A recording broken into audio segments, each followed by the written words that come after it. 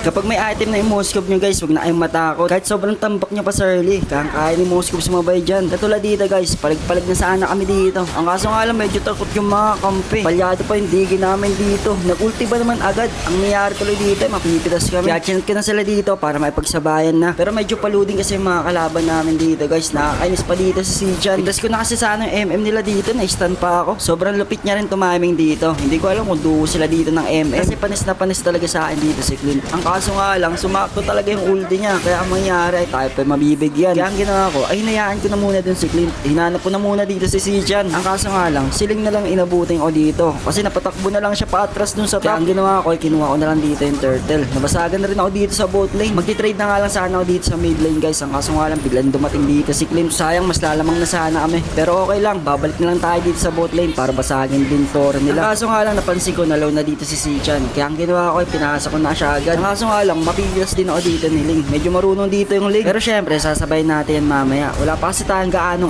item. Mas basic na lang sabayin yung mga yan guys pag meron ng item si Moskov. Syempre, tamang micro lang tayo para hindi tayo mapitas. Pero dito sa part na to guys, pipitasin ko sana ulit dito si Sichan. Medyo malayo siya. Kaya ang ginawa namin ay pinitas na lang namin dito si Benedetta. Pagkapitas ko ay bumalik na muna ka dito sa bot lane. Kailangan muna natin dito magka-trinity guys. Sasabayin natin yung mga yan. Medyo mag-chill lang muna tayo at tore yung punteriyahin. Makukuha ng kalaban dito yung first lord. Gusto ko na nga sana sumabay dito. Ang kaso nga lang, wala kaming prod.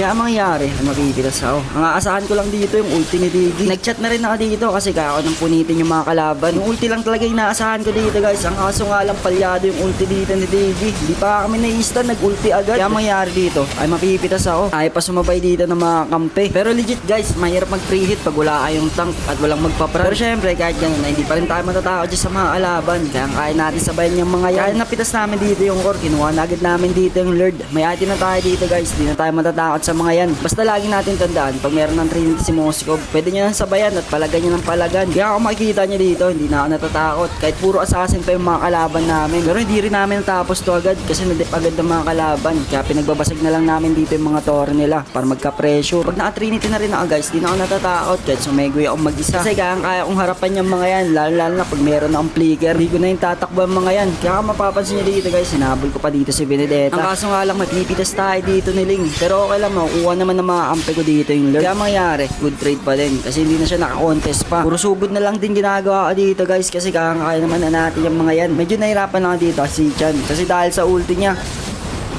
ayun yung nagpalamang sa kanila dito eh. Lalo na nung early. Wala pa sa timing yung ulti dito ni Digi. Kaya nangyayari, na-stun kami lahat at nauubos. Katulad nga dito sa part na to guys, muntika na naman ako kasi na-stun ako dito ni Sichan. Mabuti na lang, meron akong flicker. Kaya hindi ko na inatrasan dito si Benedetta. Nabaliw nga siya dito sa part na to. At dahil nga kulang-kulang na sila dito, ang ginawa namin ay nag-feed na agad. Basta yun lang gawin nyo guys, pag may item na kayo, huwag na kayo matakot sa mga kalaban. Lamang na kayo dyan. Kahit makipagsabayan pa kayo, pansain yan. Ayun lang guys, nice game sa inyo.